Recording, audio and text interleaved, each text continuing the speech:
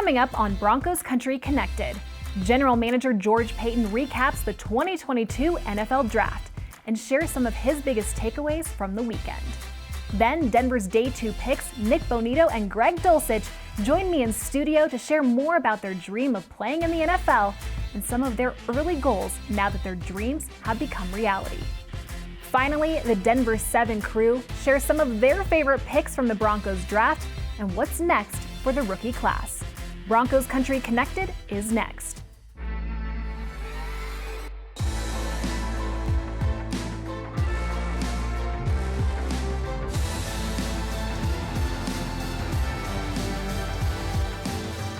Hello? Nick, George Hello. Paton with the Broncos. How we doing? Doing good. You ready to roll? Yes, sir. You ready to get to work? Yes, sir. Greg, Hey, how you doing? how you doing, buddy? I'm fantastic. Hey, Coach Bonds would be proud, wouldn't he? I think so. Everything I do, I'm doing for him. You ready to come to Denver? Hell yeah, I'm ready to fly. Are you excited to come to Denver? Yeah. Are you going to bring it every day? Oh, yes. All right, man. We're excited to get you here. I'm going to hand you over to Coach Hackett, okay? Okay. Okay. Yoma. Everybody's freaking out over there, huh? Hello? Hey, Matt. Hi. Hey, George Paton, the GM of the Broncos. How you doing, man? Hey, George, I'm doing well. How you doing? Good. You ready to be a Bronco? Yes, sir. Thank you so much. Awesome. Hello? Montrell, Yes, sir. George Paton, the GM of the Broncos. How you doing, man? How you doing? You I'm ready? doing real You ready to good. get it going? Yes, sir. All right, we're going to take you right here. Everyone's excited here. I'm going to hand you off to the head coach, Hackett Oh. here, okay? Yes, sir. All right, here you go. How we doing, man? How you doing, Coach? Oh, are you excited? Yes, sir. Oh, that's awesome. You're going to be returning some kicks. You're going to be catching some balls. It's going to be I awesome. got you, Coach. I got you. The Denver Broncos entered the 2022 NFL Draft without a first-round pick after trading the 9th overall selection to the Seattle Seahawks in exchange for Russell Wilson. But they were still able to add 9 playmakers to the roster on days 2 and 3. General Manager George Paton made 9 dreams come true, selecting 6 defensive and 3 offensive players, including Oklahoma pass rusher Nik Bonitto and UCLA tight end Greg Dulcich on day 2. I spoke with General Manager George Paton after the draft to get his overall impressions of how the 3 days unfolded, what influenced his draft day trades, and what's next on his agenda now that the draft is behind him. Looking back on it, how would you say this draft unfolded for the Broncos? Probably kind of like how we thought. You know, we wanted to have flexibility throughout the draft, you know, the ability to move back, get some picks maybe for next year, and then if there was a player there, maybe we would move up. And kind of like last year a little bit. You never know what type of players you're going to get or who's going to be there, but, you know, it fell, you know, pretty good, I thought, for the most part. What was your #1 goal heading into the draft, and do you think you guys were able to accomplish that? Just get a bunch of good players, just good, you know, good character players, you know, both on and off the field. Help our depth. We really wanted to help our depth on defense. We felt we were a little lighter there, and I think we did that I think we drafted 6 defensive players. Yep. And then we had some key spots in offense we wanted to address, and, you know, tight end, and we wanted some interior depth in you know, on the offensive line.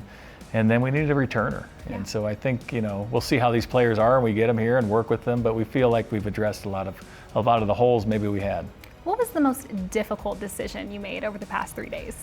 You know, you'd be surprised how many difficult decisions. I mean, every pick we make, there's about 2 other players that are really close with that player. Right. And there are a few times, I mean, we're on the clock and it's down to 2 minutes and it's like down to 1:30, and it's like, you know, we have to make a pick here. And so it's always difficult. It's difficult waiting for your player, you know, and if he's going to be there. And so every team that comes up, you're just holding your breath. And it's really tense in the draft room, but it's really fun when he ends up being there. Well, starting with number 64, Nik Bonitto, what was it about his game that really impressed you and really stood out from the other coveted pass rushers who were still there? He is just, he's really dynamic, really athletic. He's really fluid. He makes it look easy. And his get off, you know, I don't think I saw a better get off in the draft. And then his ability to bend and finish, I mean, he's very productive. And I think he had 25 tackles for loss the last 2 years and double-digit sacks. And he's just a natural pass rusher. He was a guy who was here for a top 30 visit. What did you learn most about him during that time? You know, he's just a really good person. He's all ball. He loves football. He comes from a really good family. And we just felt he would fit, you know, with our culture here. Okay, you mentioned moving back for Dulcich. What goes into moving back? What is kind of that thought process? And how excited was the room when he was still there? Very exciting. I mean, we kind of looked at the teams, you know, those 5 teams that if we moved back, and none of the teams needed tight ends. Perfect. But there's always teams that can move up. So you weigh it. It's a risk reward, you know. And I've been at this a long time, and I've lost players for moving back. But we felt it was worth, you know. We didn't want to lose them, but we also wanted picks, you know. And so it's a fine line, and you got to take a shot every now and then.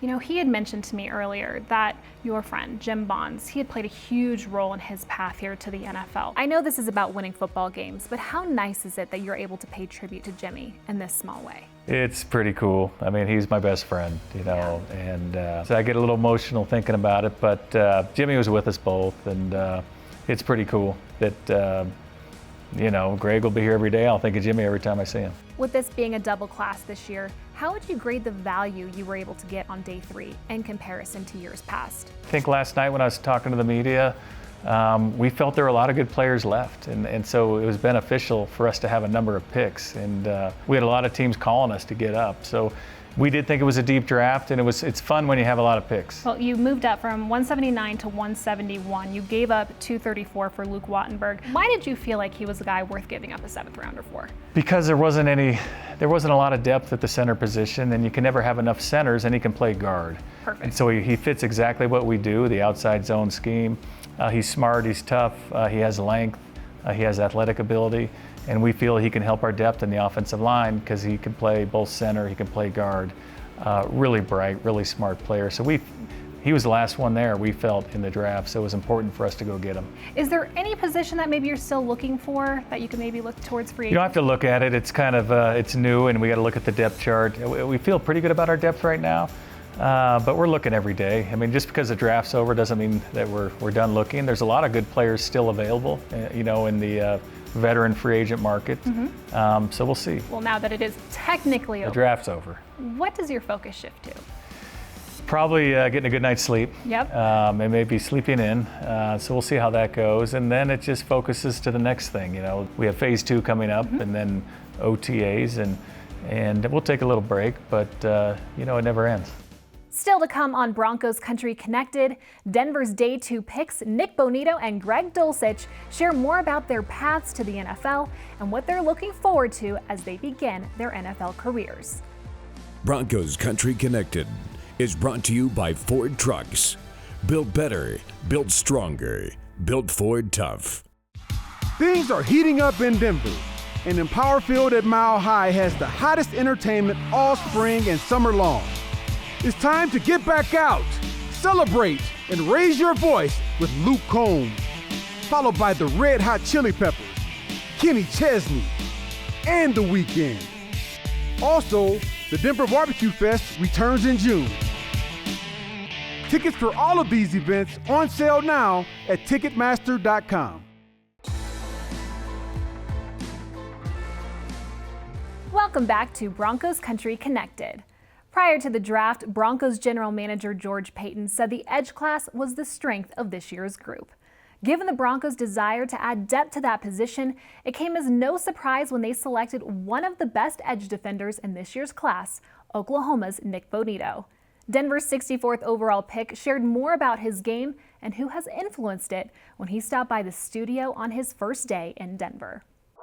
From hearing your name called to arriving here at the UCL Training Center, have you even had time to process the fact that you are now a Denver Bronco? Oh, yeah, it's still kind of surreal, man. Just, you know, how everything happened last night and, you know, being able to, you know, turn around and having to come here so quick. I've always had a dream of coming to the NFL since I was a young kid, since really I started playing the game. I honestly didn't really think it was a real possibility for me until like about 2 years ago, just because I started getting a little bit of buzz, you know, and things of that nature. So that's when it really became real for me, and that's all that I can really do. So. Well, it really became real last night when George Paton called you. What was your initial reaction when you saw that Denver area code on your phone? Yeah, I immediately saw the Denver area code. Like, I started crying for a little bit, and then I realized, hold on, I gotta pick up the phone still. Like, I have to actually talk to this man. So I picked up the phone. You know, I could barely get any words out. I'm still crying on the phone, and I could barely hear what they're saying. So, I mean, it was just an amazing feeling. And got to, you know, chop it up with Chubb and Randy a little bit too. Justin Simmons texted me, and Jones also texted me as well. So just all those guys hitting me up, you know, it really, you know, was important to me that, you know, now that I got to come in and, you know, work hard and do all the things that they need me to do to be a great teammate. So. Well, you did come to Denver for a top 30 visit. What was your initial impression of the organization, and what excites you most about this next step here? Just the energy and excitement they had. It was unmatched to wherever else I've been, and, you know, just the family atmosphere in the building. It was just much different, and just, you can just tell just walking around the building that it was just a very different place than a lot of places I've been. So definitely, you know, when I got that call, I was excited, and, you know, I knew it was great things to come, you know, coming here. So. You were drafted 64th overall. The Broncos got that 64th pick by trading Von Miller to the Rams last season. What is it about your game that people don't know about, and how much has Von really influenced it?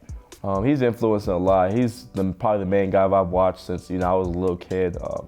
Always growing up watching him in Denver, you know, that championship run that they went on, and just the way he played, from, you know, him, you know, getting the interception on Brady, all those sacks that he had that game, and then the next game going and doing it with Cam and all that stuff. So just growing up watching him, he was the main role model for me and the guy that I looked up to. So we all know how thorough these NFL scouting reports are, but what's maybe something about you that maybe didn't even make the most thorough of scouting reports? I would just say just my toughness and my relentlessness. I feel like that's something that goes underrated a little bit, but I mean, just getting with coach and making sure that, you know, I bring that every day, and I show that consistency is going to be a great thing for me. So. Okay, I think something that was on there was the fact that you were a two-sport athlete. You had numerous scholarship offers to play basketball. Yeah. How do you think being a basketball player has influenced your game and being a pass rusher?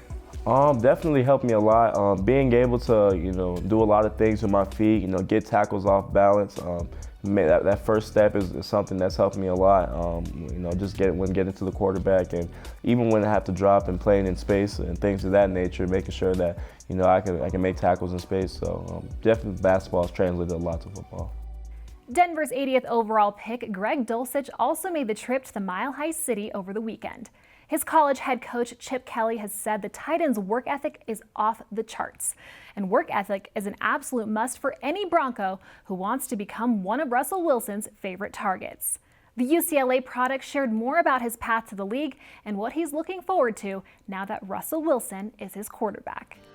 When did you first start dreaming of playing in the NFL, and when did you realize that that dream could become a reality? I mean, my whole childhood is what I always wanted to do, be a pro football player. You know, my brother was a big football guy, and like any other, you know, younger brother, I wanted to be just like him. And so that was, you know, what sparked the love. And my whole life, it's, you know, I never had a doubt. You were a zero-star recruit out of high school. You eventually earned a full ride. Now you're in the NFL. So with the cards stacked against you, what was your mindset as you defied all odds? You know, I've always carried myself, you know, with the attitude that I'm not going to be denied. And I think as a walk-on, you especially need that. My dad always, you know, likes to quote, "There's no traffic jams on the extra mile," and that, you know, that's definitely true. You know, you got to be willing to do more than the other guys, and you know, when you match talent with that hard work, you know, you're gonna be successful. Well, George Paton, he is a Bruin himself. He was roommates with your high school coach, Jim Bonds. Yeah. How much did Coach Bonds influence your path? Oh, you know, incredibly. You know, there at St. Francis, my high school, is where I learned, you know, hard work and, you know, blue collar mindset. That's what we're all about, you know, Catholic school, so especially a little more disciplined than other guys. And, you know, Coach Bonds was great about, you know, having an incredible culture, and he was always had his door open, and, you know, he loved his players and we love him. And so it's special to, you know, be a part of the same kind of community atmosphere with Paton, you know, with that Coach Bonds connection. Yeah, well, George Paton, it wasn't his bias towards Bruins that got you here. It was obviously your game. So for those who haven't seen you play, how would you describe your game? You know, I'm a tight end that does it all, and that's what I pride myself on. You know, at UCLA, we're a run-first team, and so I was asked to block at the point of attack a lot, and, you know, got to be nasty in the trenches. But when it's time to throw the ball, I'm your guy to, you know, put it up in the air for. You're going to be catching passes from Russell Wilson for the foreseeable future. What excites you about that? Man, I mean, Hall of Fame quarterback. Like who else would I rather be catching balls from? You know, he FaceTimed me last night, and that was just the most incredible experience. I'm just so excited to be a part of this organization with a guy like him. You know, you seem like a kind of guy who sets a goal and doesn't waver from it. So what are some early goals that you have for yourself now that you're in the league? Well, really just gain the coach's trust is the biggest thing. You know, I learned, you know, from high school with Coach Bonds, got to gain his trust. And, you know, when I was getting ready to walk on to UCLA, he was like, hey, go show them what you showed me. And, you know, Coach Kelly, he's saying the same thing now. Go show them what you showed me. And that's the biggest thing to get on the field and make an impact, is to gain that trust and prove that, you know, you're a guy that can go out there and do things right. Still to come on Broncos Country Connected, the Denver 7 crew shares their favorite picks from the Broncos draft. Don't go anywhere. Things are heating up in Denver, and Empower Field at Mile High has the hottest entertainment all spring and summer long. It's time to get back out, celebrate, and raise your voice with Luke Combs, followed by the Red Hot Chili Peppers, Kenny Chesney, and The Weeknd. Also, the Denver Barbecue Fest returns in June. Tickets for all of these events on sale now at Ticketmaster.com.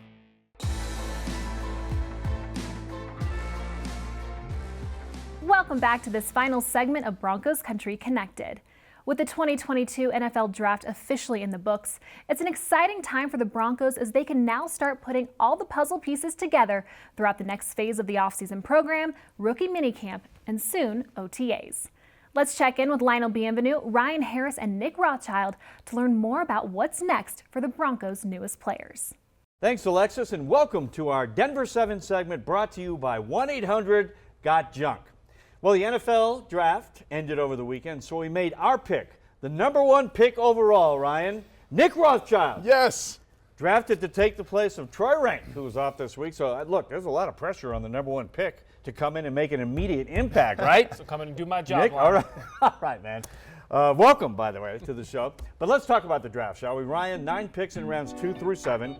We heard from second rounder Nik Bonitto and third rounder Greg Dulcich earlier in the show. What was your favorite pick by George Paton and the Broncos? Well, I really like Faion Hicks. I know it's a 7th-round pick, but I actually got to see him in person calling the Notre Dame-Wisconsin game, and we were saying his name a lot. He's a pass breakup specialist, has great range, has a knack for putting that one arm out, and you're going to need some cornerbacks in this AFC West. I really like that pick. That's a high-value pick, a guy that's played a lot of football in a big-time conference. Now that's some inside information right there. The 7th-round pick is the favorite.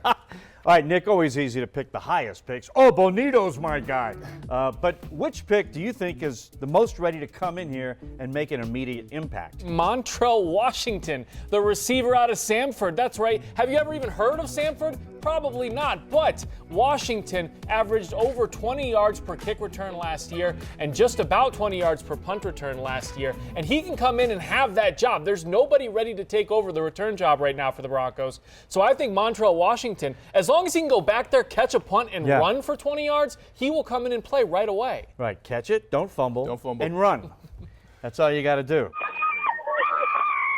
All right, Ryan, we all saw the video of the players getting the call on draft night. They're on the phone, and then the room erupts, and everybody's jumping up and down. Hugs for all. What was it like for you when you got the call from the Broncos in round 3 of the 2007 draft? You're trying to make me cry here, Lionel. It was one of the most amazing moments. I was on my way back from Dairy Queen. I was going to go there to eat my feelings. Didn't go as early as I wanted, but I got a call from my agent. He said, hey, the Broncos are getting ready to pick you here in the 3rd round. So I came sprinting back home, and one of the things people don't know, the coach calls you, so I got to talk to Mike Shanahan. But then they say, hold on, we got to get your travel plans to get you out here. So I came running back, and I stayed outside of my house. And my parents were like, what's going on? I'm out of breath. I'm like, one second. Yeah, I can fly out at 7.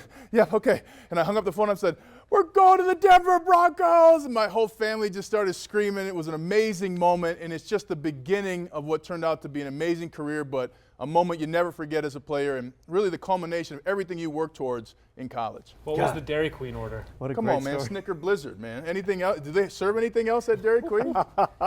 Great story, man. All right, let's talk about the future, Ryan. So they got the call. They've been drafted. Yay.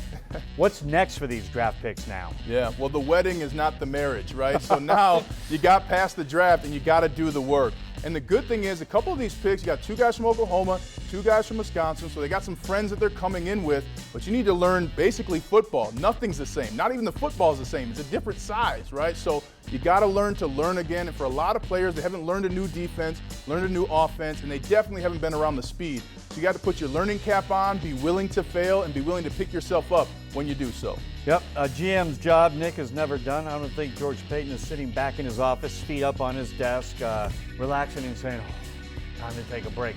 A bunch of undrafted college free agents were signed, but is there another move you'd like to see Paton make before training camp? He should just kick back and relax, at least for a week. George, come on, man. You work so dang hard. I want to see you on a beach somewhere sipping a Mai Tai for once. Take a moment. You've done such a good job building this team. You've earned a vacation. But a guy that's still a free agent, which I was honestly surprised that he was still available, is former Bears defensive lineman Akiem Hicks. This guy terrorized me as a young Packers fan for about 10 years in the NFC North, running after Aaron Rodgers. So Akiem Hicks, he's 32, so he's no spring chicken. But with this defensive line, if he can come in and be a rotational player with guys like DJ Jones and the other guys, impact players they have inside, he could still give you 25 to 30 great snaps. And if you can get him at a bargain, that would be an interesting piece to this defense. Yeah, tackle, DL, inside linebacker, some things they might need to shore up, Ryan, and a couple of proven veterans are out there looking for a job. Well, we've talked about Anthony Barr, 64 tackles in just 11 games last year. Alexander Johnson's also a player that's still available. Kenny Young. So I'd like a veteran there at that middle linebacker position, and you probably need to pick up one more corner, so look for that to come as well. All right, thanks, guys. That's it from Denver 7. Alexis, let's go back to you. That's all the time we have for Broncos Country Connected, but from all of us here with the Denver Broncos and Denver 7, thanks for watching. Broncos Country Connected is presented by Carpet Mill Outlets. Bigger discounts, better selections.